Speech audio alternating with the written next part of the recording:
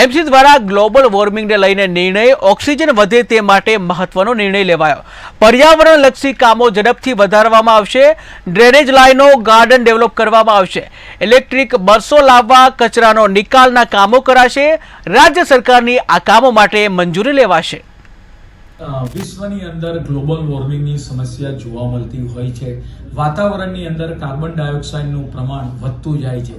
તો net zero અંતર્ગત 2070 સુધી અમદાવાદ મહાનગરપાલિકાની અંદર કાર્બન ડાયોક્સાઇડની માત્રા ઘટે, ઓક્સિજનની માત્રા વધે, તે માટેના પર્યાવરણ રિલેટિવ અંતર્ગત આજની સ્ટેન્ડિંગ કમિટીની અંદર એક મહત્વનો નિર્ણય કરવામાં આવ્યો છે। કોર્પોરેશન પાસે 2100 કરતા વધારે જે પ્લોટો છે એ પ્લોટો સોશિયલ ઇન્ફ્રાસ્ટ્રક્ચરના છે કે જ્યાં અર્બન હેલ્થ સેન્ટર આવેલું છે, સિવિક ઓફિસ આવેલી છે, વોર્ડ ઓફિસ આવેલી છે, લાઇબ્રેરી આવેલી છે, જીમ આવેલી છે।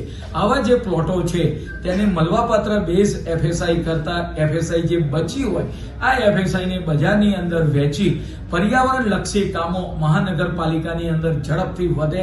સ્ટ્રોંગ વોટર લાઈનો નાખવાની હોય, ડ્રેનેજ લાઈનો નાખવાની હોય, ગાર્ડન ડેવલપ કરવાના હોય, ગ્રીન કવર મહાનગરનું વધારવાનું હોય, એર પોલ્યુશન પ્યોરિટી કરવાની હોય, ઇલેક્ટ્રિક બસો લાવવાની હોય, આવા જે અનેક કામો છે, સોલિડ વેસ્ટ કચરાનો નિકાલ કરવાનો હોય, આવા તમામ જે કામો છે પર્યાવરણ રિલેટેડ છે એ માટે આપણે વાત કરીએ કે આજે સ્ટેન્ડિંગ કમિટીની અંદર કામ મંજૂર કરી રાજ્ય સરકારને આ કામ માટે પ્રપોઝલ માટે અમે મોકલી આપીશું। રાજ્ય સરકારની મંજૂરી આવ્યા બાદ આ કમિટી કાર્યરત થઈ જશે।